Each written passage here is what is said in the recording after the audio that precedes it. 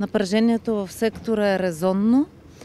То е вследствие на кризата, която продължава в спада на приходите на повечето земеделски суровини.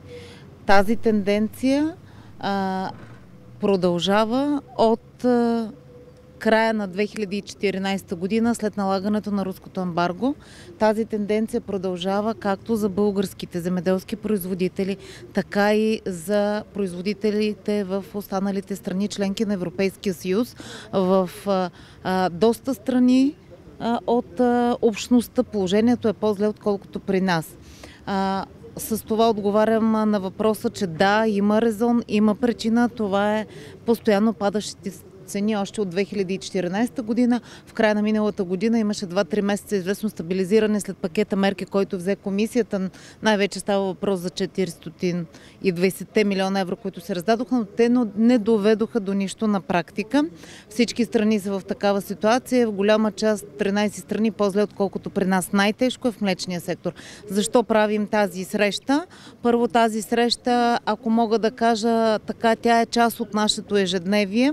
С нея ще приключи комуникацията с земеделските производители, в частност животновъдите, която стартира.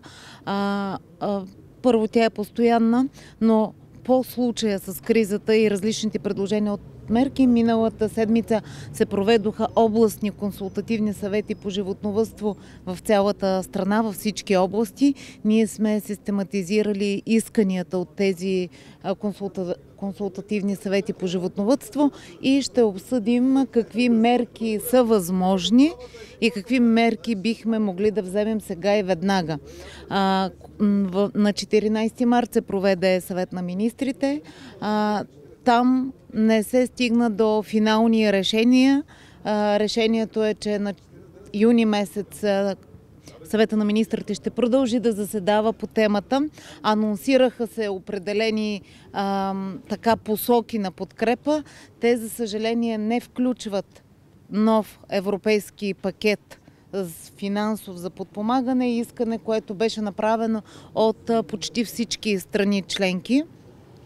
Другото искане, което почти всички страни членки направиха, това беше отпадането на руското ембарго и полагането на усилия за дипломатически разговори, така че това да отпадне.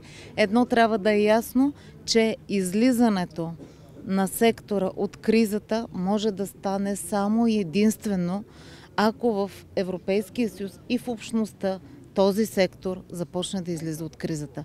Няма как при свободно движение на стоки, капитали, продукция, ние да очакваме, че при нас ситуацията може да бъде различна, отколкото в общността. Да, в много европейски страни, особено там, където е по-зле, има провинции, които дълго време и са блокирани от протести на земеделски производители. Аз, разбира се, благодаря на целия бранш за диалога, който имаме, за разбирането, ясно осъзнавайки те в каква криза са и в какво положение са. Надявам се, тук на тази среща в нейния край, ние да пристъпим към тези решения, които са национални, може да ги приложим веднага.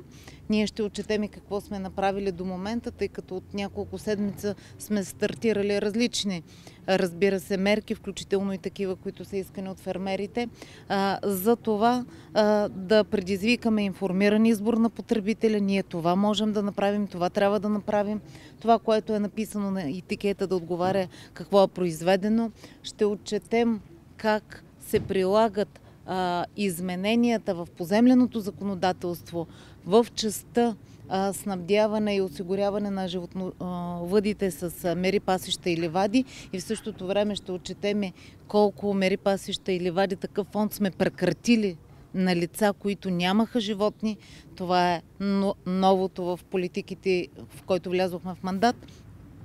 И, разбира се, този ресурс ще може да бъде раздаден на животновъдите.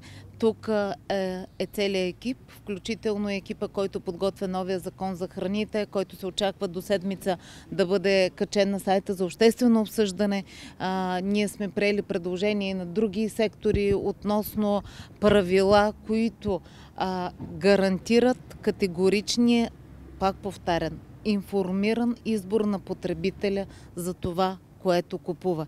Ние няма как да спрем вътрешнообщностните доставки. Това трябва да е ясно.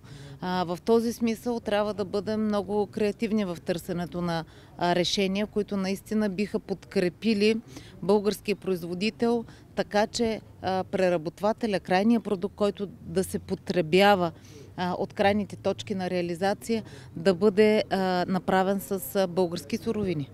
Какво показва ли да има държавна подкрепа? Това нещо, което интересува фермерите, една от мерките, които предложи Европейската комисия на съвета, да има държавна подкрепа за млекопроизводителите, тъй като вие самата казахте, че европейска няма как да има. Към момента няма анонсиран европейски пакет със средства на Европейския съюз за подкрепа. Всички го искахме това, не го получихме. Това, което комисията анонсира, подлежи на дебат юни месец и ако се вземат решения, ще подлежат изменения съответни регламенти. Тоест това е решение, което не може да стартира веднага, но ние, разбира се, като страна и като държава имаме право да дадем държавна помощ. Тя основно е по инструмента de minimis.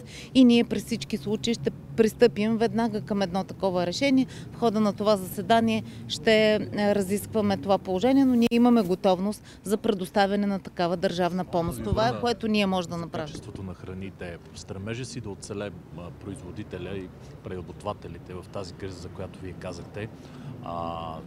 Има ли опасност на пазара да има все повече и повече имитиращи продукти и дори опасни храни, тъй като очевидно подмяната е с цел оцеляване и по-евтина суровина? По-евтиняване. Проверките по мандрите в тази връзка? Да, ще отговоря на въпроса. Да, има голям обем храни, които са имитиращи млечни продукти и те се предлагат на специални щандове, на които е ясно, че са имитиращи продукти, в които има съдържание на растителни мазнини, а не на сурово мляко. Отделно от това, самите млечни продукти, които не са имитиращи, имат влагане примерно на концентрирано на сухо мляко. Пак повтарям това, ние вътрешнообщностни доставки не може да ги прекратим.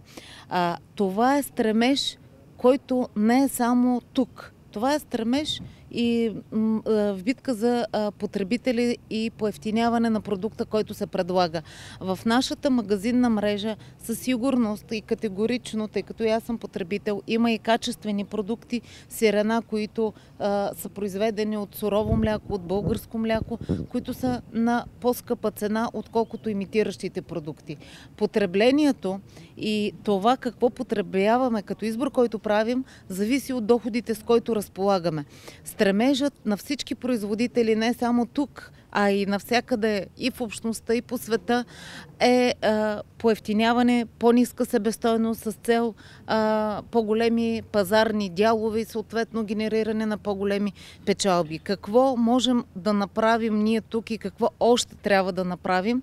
Това е контрола по отношение на начина на предлагане на продуктите, етикетирането на продуктите и дали съответства на това, което е в действителност. Искам да обявя, че в България вече съществуват лаборатории, които имат апаратура, която може да установи от крайния продукт, сирането, дали вътре има съдържание на растителни мазнини, а без те да са обявени в етикета. И ние от миналата седмица Българска агенция по безопасност на храните е по график в магазинната мрежа при готовите храни да правят такива проверки. Отделно от това да се продължа вашия въпрос по отношение на проверките.